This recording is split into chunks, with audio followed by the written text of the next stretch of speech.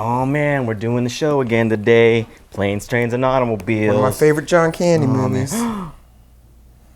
That's right. I broke the chair. Again.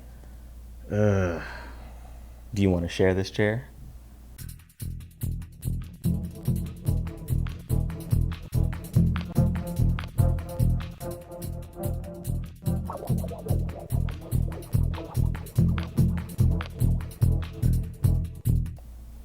All right, that's fine.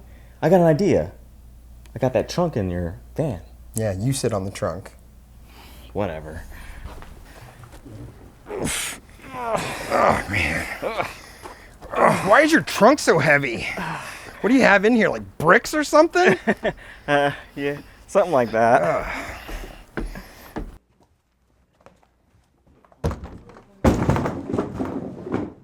Are you kidding me? You made me carry this to the whole airport with you. I mean, they say brick and mortar is dead, but I disagree, Carey. You could build anything with these. Yeah, maybe you should build yourself a new chair since you broke our last one. I am the guest here, Carey. Maybe you should offer me your chair.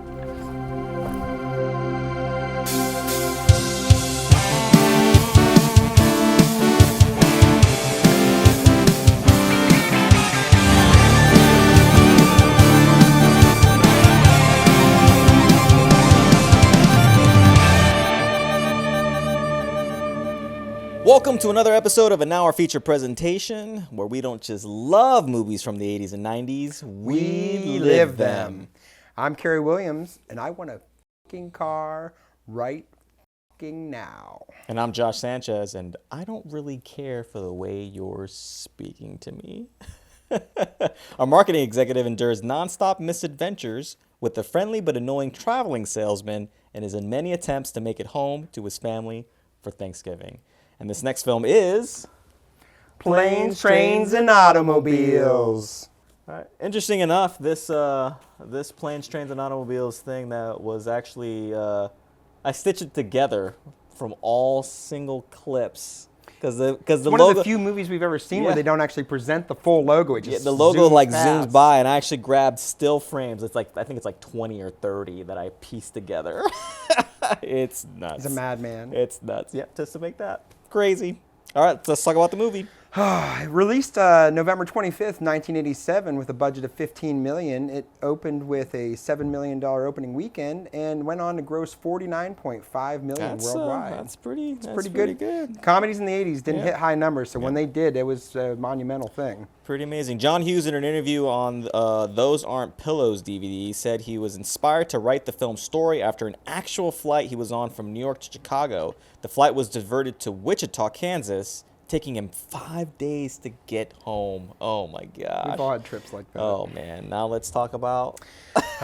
Movie critic Roger Ebert gave this movie 3.5 out of 4 stars, which is kind of actually generous for him, but still disappointing overall. It should have been 4. In his original review in 1987, but in a follow-up review in 2000, he gave it 4 out of 4 stars, and it was included in his list of great movies, and he watched it almost every Thanksgiving. I think these guys are just afraid to give movies 4 stars, even though they're 4-star. We gotta give them room to grow. It's like, no, it's like, well, we don't want to just like willy-nilly hand out these 4 stars. That's just that. We'll have to do a thing where we like see how many they actually handed out 4 stars to over right their at the career. beginning. Yeah, but Planes, Trains, and Automobiles marked a widely noticed change in the repertoire of John Hughes, generally considered a teen angst filmmaker at the time. It was greeted with critical acclaim upon release, in particular receiving 2 thumbs up from Siskel and Ebert, with Gene Siskel declaring it Candy's best role to date. The film was featured in Roger Ebert's Greatest Movies collection, Ebert writing that it is perfectly cast and soundly constructed, and all else flows naturally. Steve Martin and John Candy don't play characters, they embody themselves. That's why the comedy, which begins securely planted in the twin genres of the road movie and the buddy picture, is able to reveal so much heart and truth. Leonard Maltin called the movie a bittersweet farce. arguing that while the film was hurt by an awful music score, Super dumb statement I can't understand. Hughes refuses to make either one, Martin or Candy, a caricature, which keeps it this amiable film teetering between slapstick shenanigans and compassionate comedy. It's just great. I mean, it's hilarious, but it's a tearjerker at the same time. Yep. On instruction from John Hughes, Edie McClurg's role as St. Louis rental car agent was partially improvised. Hughes told her to simply riff a fake phone conversation with someone about Thanksgiving plans while Steve Martin remains waiting in line, staring at her to finish up. That is just, oh my gosh. McClurg came up with the idea to speak with their sister about who was going to make what, adding, "You know I can't cook." Hughes asked her how she came up with those lines so quickly, and she replied that, like his scripts, she just drew from her own life. McClurg claims to this day that random people ask her to tell them that they're... Oh, man. John Candy and Steve Martin's favorite film of their own. In a deleted scene near the end of the film, Del reveals to Neil that he chose to stay his friend in spite of his wife Marie dying because emotionally he couldn't let go of Neil. Although the scene was deleted and considered lost as of January 2023, Steve Martin has revealed in interviews that he frequently cites that his favorite moment of the film and cannot help but think of it and cry, especially after John Candy's untimely passing in 1994. The rental car in Planes, Trains, and Automobiles was designed to resemble that of the Griswold station wagon from John Hughes' previous production, National Lampoon's Vacation, the old family truckster. Oh, man, that's right. Dylan Baker created the character, the Owen character. Oh, my gosh. Dylan Baker created the Owen character himself. The snorts, facial twists, tics, and twisted expressions are all his own making. Luli Newcomb, who played his silent wife, said it was extremely difficult to keep a straight face while filming the scene. It's just insane. He's got his mouth on... Director John Hughes was known for staging improvisational moments for his actors in order to capture a genuine reaction. Since he was not satisfied with the Owen scene introductions after several takes, he privately instructed Dylan Baker, Owen, to wipe spit in his hands just before shaking hands with Neil Page.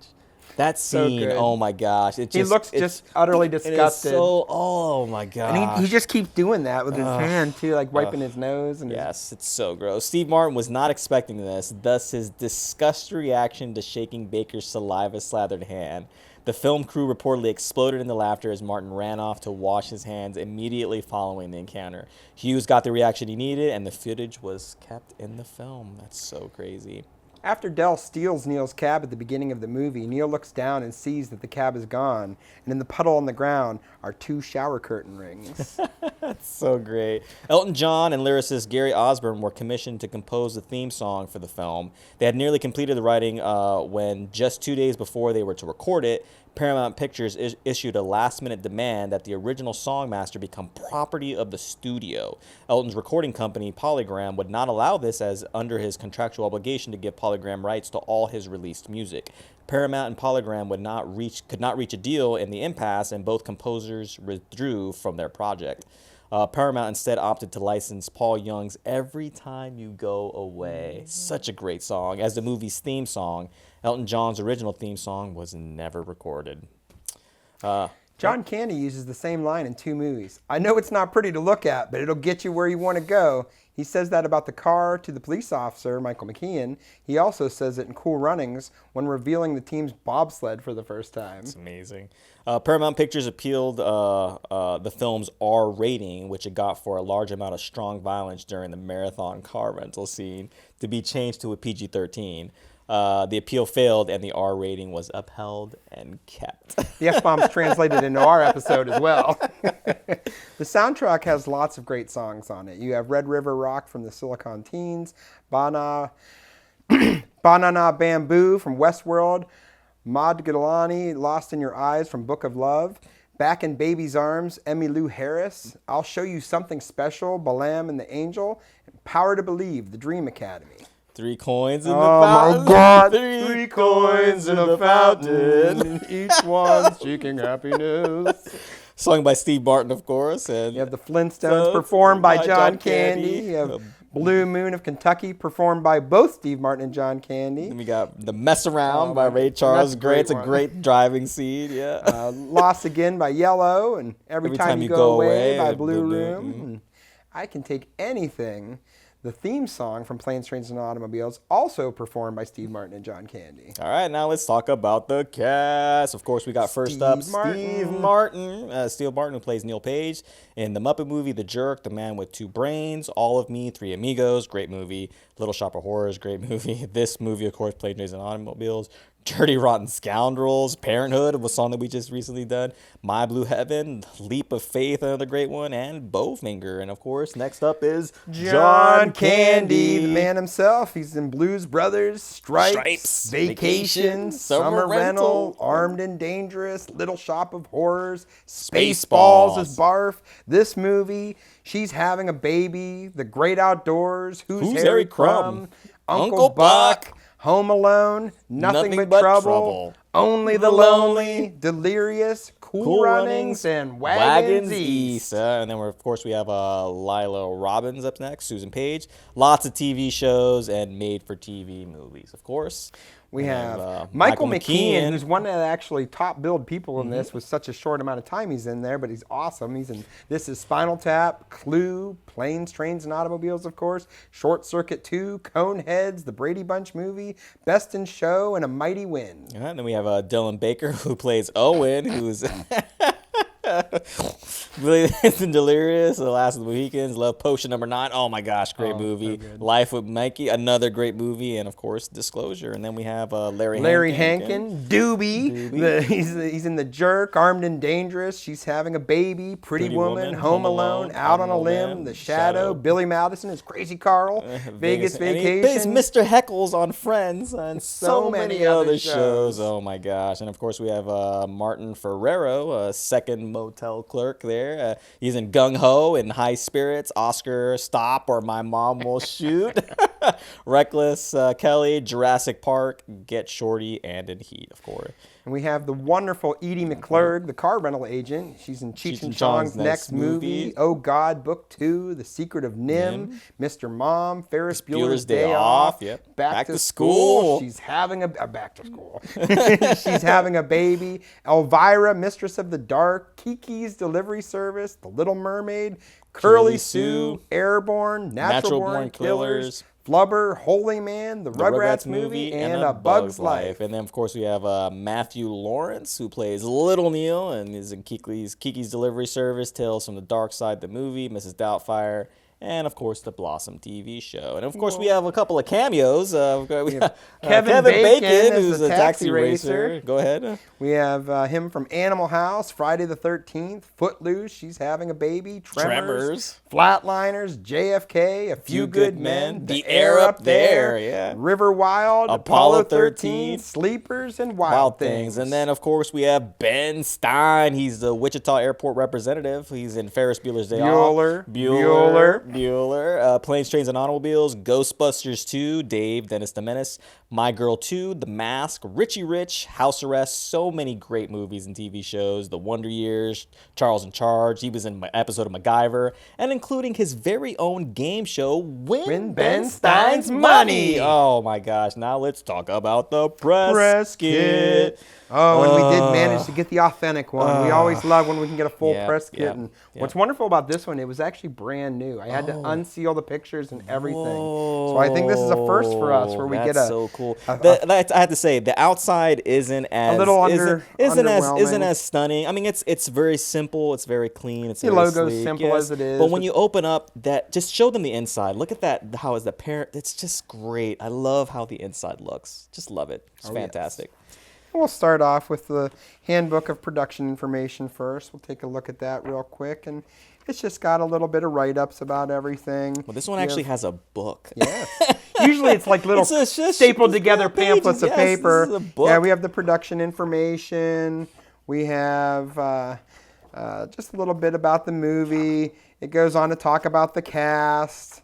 It's got a record of journey acquaintances. And of course, we'll feature all these for you whenever we put it up on screen.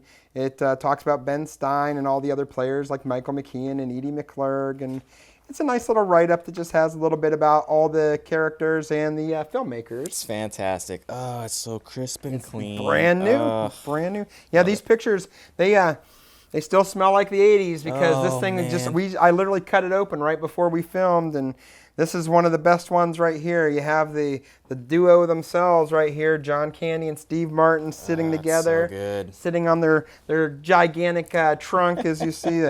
Mr. Man over here made me carry his bricks in earlier. We have Steve Martin with a nice big grin on his.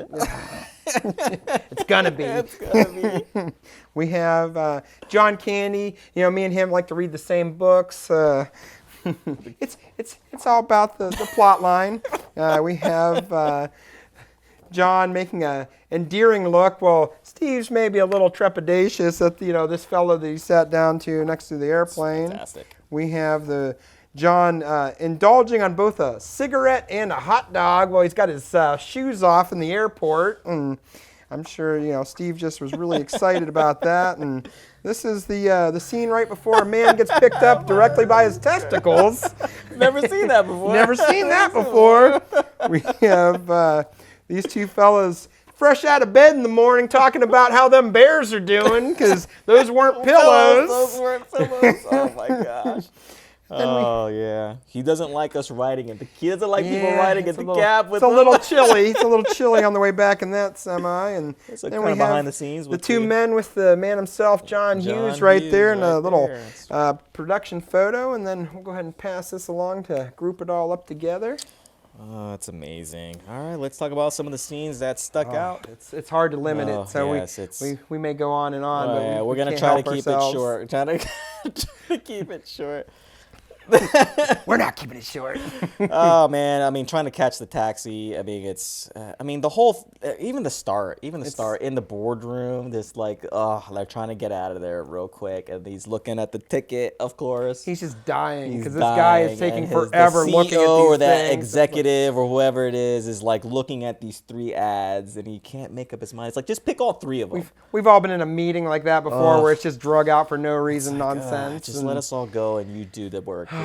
We're waiting for you. It's great. But then the taxi chase, of course, and that's one of our Kevin Bacon sightings. He's actually one of the top 5 billed people in this movie, and he's in it for like 2 minutes. Yep, it's crazy. Yeah, he then has to bribe a lawyer for $75, and he doesn't get the cab anyways because it just takes off because old John Candy chucks his giant trunk in the back and great. And then of course right out the door. And then meeting him in the airport, and he's reading. He's reading the Canadian Mounted. It's a good read, I'll tell you that. And the great part about that scene, though, Josh, is that whenever he sees them, it's almost like a quick flashback. Oh, yes. But realistically, they're not really flashing back. They're holding a literal cab door in front of John Candy and he's making the face to frame his face. To be like, yeah, that's the jerk that took my cab. And he says to him, "You stole my cab." He's like, "I haven't stolen anything in my life." And he goes, "Wait a minute. I did seem to get a cab pretty easy in rush hour traffic." It's so funny. Oh, great. And then when they're on the plane, they're seated together. He's popping his shoes gets off. bumped from first class, and he sits next to, of course, in the movie, Del Griffith. It's got to be him. American Light and Fixture. Shower curtain ring division. Oh, man, it's so great. And then he says, "If I start talking too much, just pop you in the chops." Of course, he never does that the entire movie. And of course, when they land, it's just the reminder of like the times, because nobody had cell phones. The long lines at the phone booths. It's like and of course because everything's making accommodations. Yeah, and they're trying to make accommodations, and the ridiculous cab ride from the hotel from the airport. You called your home. I called the Braidwood Inn. And then they're in the hotel room. Oh my gosh. My favorite when that music starts playing and they both look awkwardly at each other as they look at this single bed, and then like John Candy goes, "Want to take a shower?" And he goes, "No." And he's like, oh man! Of course, John Candy uses the bathroom first, takes a shower, and then Steve Martin goes in. Every single towel is used except for a washcloth. And he says, patting himself. I like how when Steve Martin's taking a shower, he's like washing his face or whatever, and he looks up at the shower curtain. Oh my God, he's annoyed instantly He's like, that those shower curtain the- rings are the same ones that John Candy has. Because that's how he got the connection. He's in everywhere because he it's sells 'cause everybody their his shower curtain rings. Oh my gosh, and it's just, And they wake up embracing each other, and why did you kiss me on? Before that, it's is it that part where he's like washing his? Oh, it's after he wakes up, isn't it? It's after because there's two different bathroom incidents. The first yes, one's the little hand towel. Yes. And the second one, he's drying himself off with a much larger fabric, and then he pulls it forward, and it's giant underwear, the white tighty whities that are humongous. Oh my gosh! But they wake up embracing each other. And he gives him a little peck right on the ear, and he goes, like, "Why did you just kiss me on the ear?" And he's like, "Why are you holding my hand?" And he goes, "Where's your other hand?" "Between two pillows." "Those aren't pillows!" And they jump out of bed, and he's like, "Oh!" He's like, "Oh, how about them bears?" Oh man, it's so great. And that bathroom scene after that, when he goes to wash his hands, and he's like, "Hey, don't take my socks out of the sink if you're gonna brush your teeth." And he's just so disgusted. And he washes his face, and that's when he's like, "Ugh!" The underwear. It's so great. It's so great.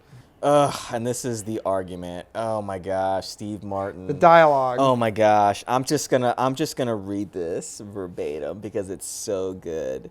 It's like, didn't you realize I was reading the vomit bag? Everything is not an anecdote. You have to discriminate. You choose things that are funny or mildly amusing or interesting. You're a miracle. You're a miracle. Your stories have none of that. They're not even amusing accidentally. Honey, I'd like you to meet Del Griffith. He's got some amusing anecdotes for you. And here's a gun so you can blow your brains out. You'll thank me for it. I can tolerate any insurance seminar. For days, I could sit there and listen to them and go on with a big smile on my face. They'd say, "How can you stand it?" And I'd say, "'Cause I've been with Del Griffith. I can take anything." And you know what they'd say? "I know what you mean. The shower curtain guy." Whoa. I love that he describes him as a miracle in a negative way. I've never heard something like that before. You're a miracle. Oh, the Kathy now. Except you pull the string. He seems genuinely angry during it's that so great. part. And by the way, you know the stories. Here's a good idea. Have a point. It makes it so much more interesting for the listener. Oh man, and it's so great. It's and then, so great. even though it's like humorous at most times, you have like the blow up on Neil, and you start to feel bad for Del because he has the "I like me" speech. My wife likes me, and he says, "I'm not going to change. I'm the genuine article. What you see is what you get, and I'm not going to change who I am." Kind of speech to him. And man, even as a child, I was like, that's an emotional pull for you right there. And that's what's wild about this movie is the up and down like that. You're laughing hysterically, and then your like heart swelling for those parts. And then when they're waiting when they're waiting for Gus's son. Oh my gosh, he says, Owen's arrival. "You Gus's son? I'm Owen." In the face.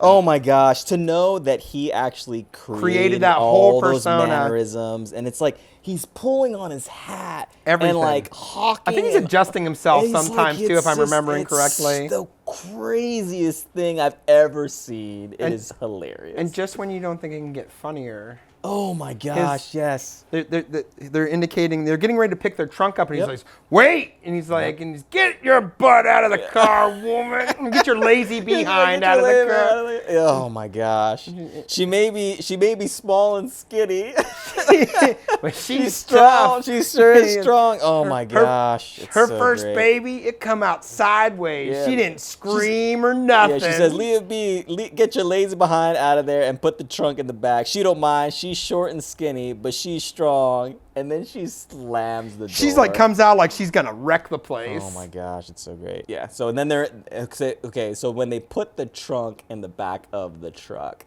and they're riding because it's cold. And at the beginning, there's such a benign little statement that he says I left my gloves in Brian's office. And you don't think Seems anything, like unnecessary you know, dialogue it's just at the time. it's Just like, all right, throwaway he left his dialogue. gloves, yeah. And then he's like, you realize, okay, he's cold, he doesn't have gloves. And there's like a pair of work gloves in the hay in the back of the truck.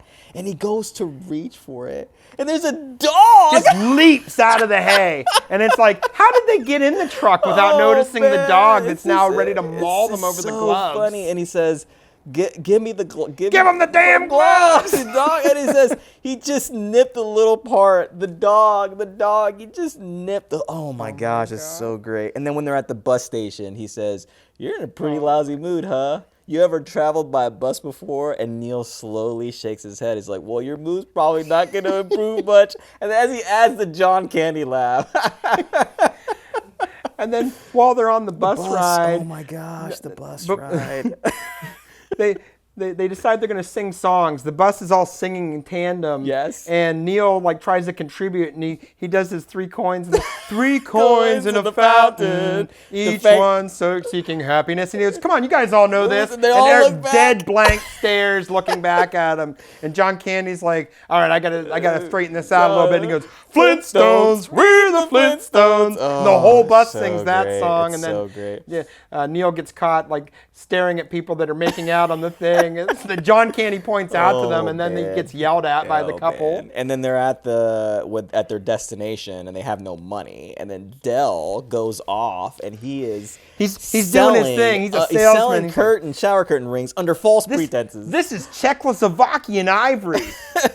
This is a Walter Cronkite mood ring. And then he's got clear ones. He's like, these are filled with helium. He's like, this is an autographed Daryl Strawberry earring. Oh, man. This one was handcrafted for the Grand Wizard of China back in the 4th century. Oh, my God. He's like, well, these, of course, aren't originals, but it's a very good replica. Oh, they make you a little bit older to the teenage girls. And everybody just handing them money. The teenagers are like, oh, yeah. So great. I just love that somebody can actually put this in as an earring, too. It's just crazy. It's just so crazy. And, of course, we get to a part where he gets to the rental car location. And Edie McClurg's just a treasure. The rental car he gets dropped off by a bus at a lot that's like a mile away or however far. And again, away. we have to preface no cell phones, no way to like. So he's like drove by a bus to the car place. He's at the spot. There's no car there, so he has to make the trek all the way back. And so he's walking furious. across like runway and other areas a person's not supposed to even walk. He's like falling down hillsides and stuff like that. His hat or his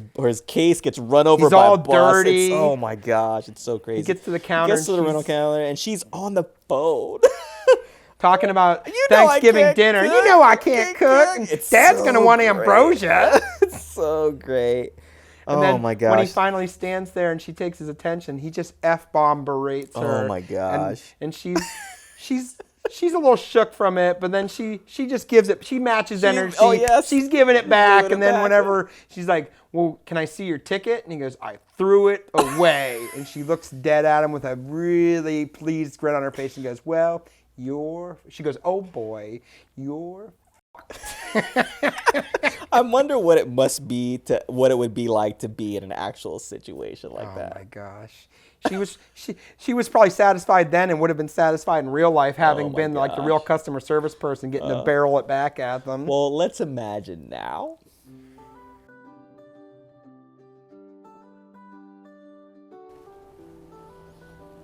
Excuse me, you gave me a compact car. I requested an SUV. Okay, let me check that out for you.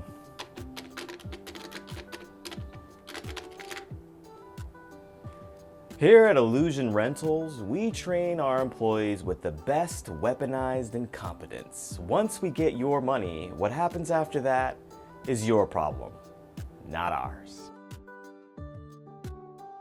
Yeah, that looks like that's what you got. Wait, what? It looks like I'm supposed to have an SUV, or I got a compact by mistake. Yes. Yes, what? I think you've answered your question, sir. What do you mean answered my question? You haven't helped me at all. Do you have a set of keys in your hand? Yes, but it's to a compact car, not an SUV. Oh, this again. Sir, I thought we got past that. Did you read the rental agreement? I can't read this. It's nonsense. Gobbledygook. Sir, you agreed to this nonsense. I can't have a compact. Hey, it's better than nothing, right? I have a family of 5. Where am I supposed to put the baby seat? Well, there's a nice roof rack. There is no roof rack. Well, maybe you should have gotten a different car, with the roof rack. I did. I ordered an SUV with a roof rack. Why do you have keys for a compact? Because you gave them to me. I don't think so. Looks like we've got this all sorted out. Why don't you mark 5 stars here and don't forget the line for gratuity. Are you kidding me? Do you really think you helped me? Glad we've come to an understanding. This is ridiculous. I want you to get your manager. Sure thing. To sing my praises, I'm sure. How can I help you, sir? I ordered an SUV and this clown gave me a compact car. Where am I supposed to put the baby seat? Have you tried a roof rack?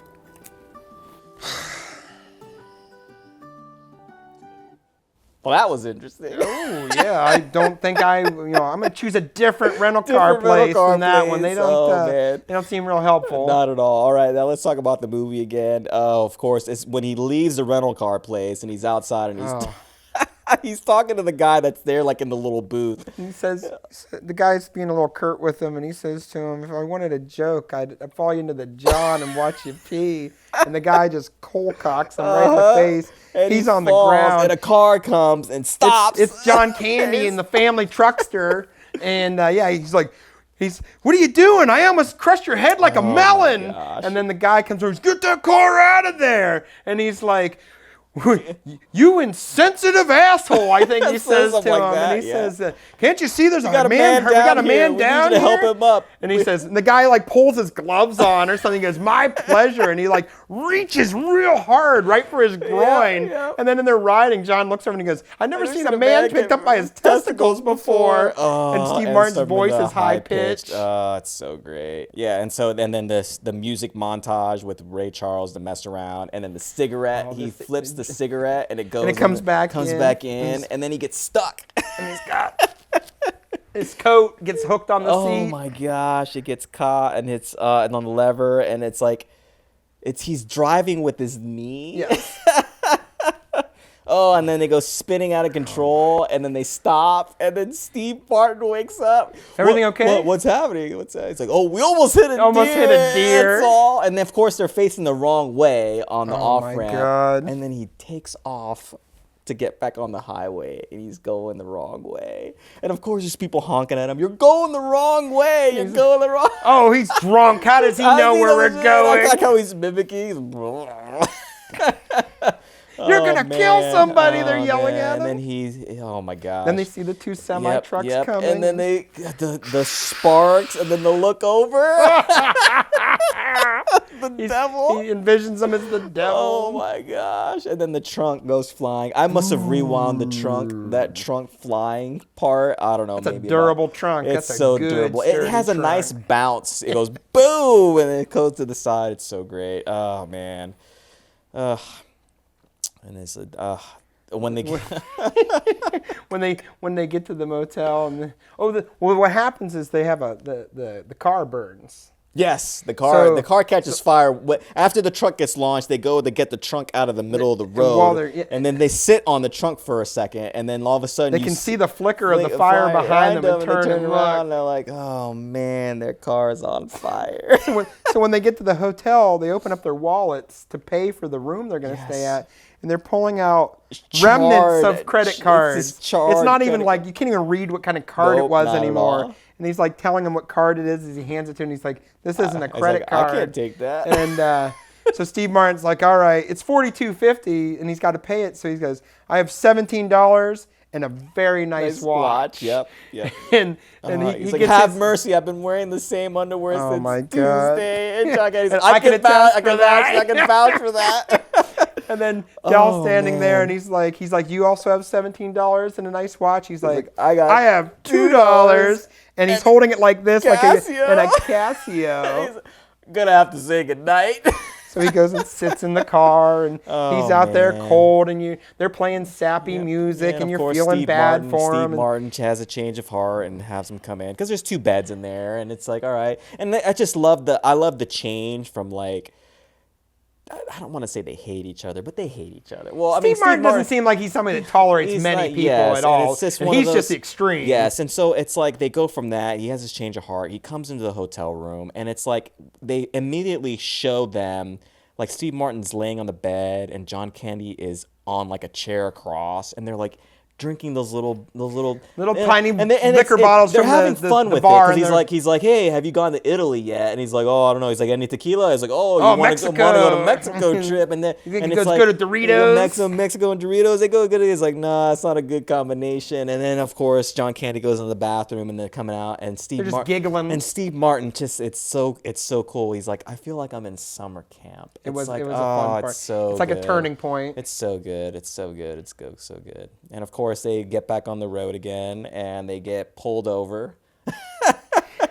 It's Michael McKean. Oh my gosh! And this is like, I can't. The speedometer's melted. Do you have any idea how fast you were going? Is what he says. The best part is like, well, you see, officer, the speedometer, as you can see, is melted, and so we can't really tell with any degree of accuracy See? just how fast we were going. Oh my gosh! It's so good. The police officer goes on to say about, you feel this is safe for highway travel? There's no outside mirror. There's no functioning gauges. However, the radio still works, and it's as Clear as a bell.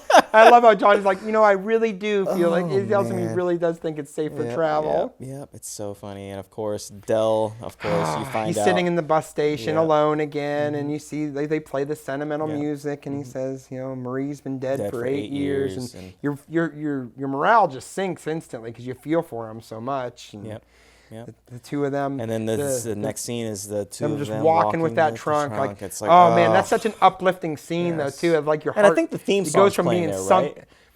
Is it playing there? Oh, I can't remember. I think it's just the It's score. getting the start. It's starting. It is there. the start of the It's song before he gets yes. home. But it's just like them walking triumphantly together. Yes. It just makes you swell with like happiness for them. Oh, it's so good. And of course, the family, and then of course the still frame of John Candy. John Candy just smiling and at the camera, and just every time it gets me, they have to freeze frame on John Candy, and it's just like, oh my so boy. good. And of course, after the credits, if you stick around long enough, there's a scene right after the credits of the boardroom, and it's that long boardroom table that they were sitting at the beginning with, and you can see that there's like a Thanksgiving meal, like a whole turkey. He's never left. He's never left. There's like a Thanksgiving meal there, and it's the CEO still looking at those ads, and he says, I think it says these two, and then he puts the other one up above, and he goes, And and this this one. one. It's the same ones he's been looking It's at like, the whole just time. pick all three. Oh man! All right, let's look at some of the props, man. Oh boy, I mean, there's so many things. Of We have our course. shower curtain rings. Yep. We have to, that's how you get by on the road. You sell these things to goofballs, telling them what they are. We have our book that John enjoys while he's at the airport. His little Canadian smut, his romance novel, and then the best of all. Is You this have thing here. the beast of a trunk, You have the Del Griffith, Care of American Light and Fixtures, shower curtain ring division. And it's all, war-torn from the travel on the road. And it's just peppered with stickers. We have our state stickers and all of our other goofball stickers. And This is really cool. This is really cool that we were able to do something like This this. is my wife did such a great job with this. I want to point out this is a 100-year-old trunk.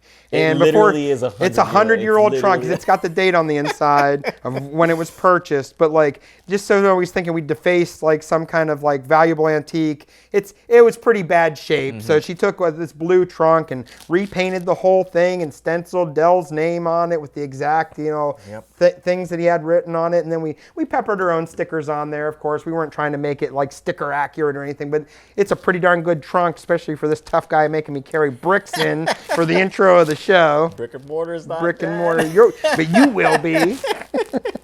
Oh, I love all the stickers. I love some of these old retro Oh, yeah. stickers too. It's just our own little take on. Got our our- own little take on it. Got our little ANOFP sticker Yeah, down of here course, too. We're all about movies, so Yep. we just kind of added our own little movie flair Travel to it. stickers and So movie great, stickers. So great. Oh my. So great, so great. Of course, the sign there. Ah, the sign. Anything special about any of these the videos here? We have the original VHS tape and the DVD, which have similar covers. One's just a little more close up, and then we have the Blu-ray Steelbook, and then we have the 4K, which it was recently released on. And the 4K, what's cool about that is it has over an hour of never before seen deleted footage on it. There is so much extra footage for this that didn't make it into the movie, and that's one of the things Steve Martin was sad about, is some of the things that he really liked that they had to cut from the movie to reduce it down to the running time that they needed to release it. All right, let's talk about, what this movie meant to us and some of our favorite characters. So, this is one, all this stuff like harkens back to my childhood every time. And this is one that I remember watching on TV for the first time with my mother and my grandmother at my grandmother's house. And they had already seen it, so they were introducing it to me. So it's one of those times, just like when I show movies to my kids, it's the kind of thing like, oh, watch this part, this is ridiculous. You know what I mean? Yeah. And I still remember, like, I used to stay with my grandmother in the summertime. Every summer I would stay with her because I grew up in the 80s, and my uncle owned a video rental store, and he owned an apartment building where her apartment was directly beside the store, because the store was one of the fixtures of the building. And not unlike my current situation that I live in, I kind of emulated. My store and my home is in the same building, and that's how I modeled it after. My grandmother had the key because she was an employee of the video store. That was part of how she lived in the building, and I was allowed to go over and borrow any movie that I wanted. And, they were all VHS tapes back then. I would go over, and this movie, I went over and I grabbed it from that store probably 50 times. Like nuts, you think I'm exaggerating. I'm not. I was a creature of habit. I'd go over and get the same movies over and over. I'd stare at the movie wall for 5-10 minutes and still just grab the same movie instead of something else. And this is one I would grab over and over after they showed it to me, because my grandma and my mom loved it so much, and it just really had an effect on me, watching them enjoy the happy parts and the sad parts and just sharing it with me. So that's what I always remember. My grandmother Clarabelle, she has a wild name for a lady, and my grandmother Clarabelle and my mother Rhonda would enjoy this movie with me. We watched it countless times over and over. It's amazing. All right, and this favorite characters, of course, yours is... Oh, Del Griffith. You're never going to have a John Candy movie where I don't pick John Candy, because he's my favorite guy. So every time it's a John Candy movie, he's going to be my go-to pick. Yeah, it was really hard for me, but I had to go with Neil because of just the rant that he does in that hotel room. Oh my gosh, it's got me. That miracle. So I remember seeing this movie like when it came out, but I don't remember much about it. And I remember seeing it again, but it was I guess when I had it on, it was like I was doing something and I just didn't remember a bunch about it.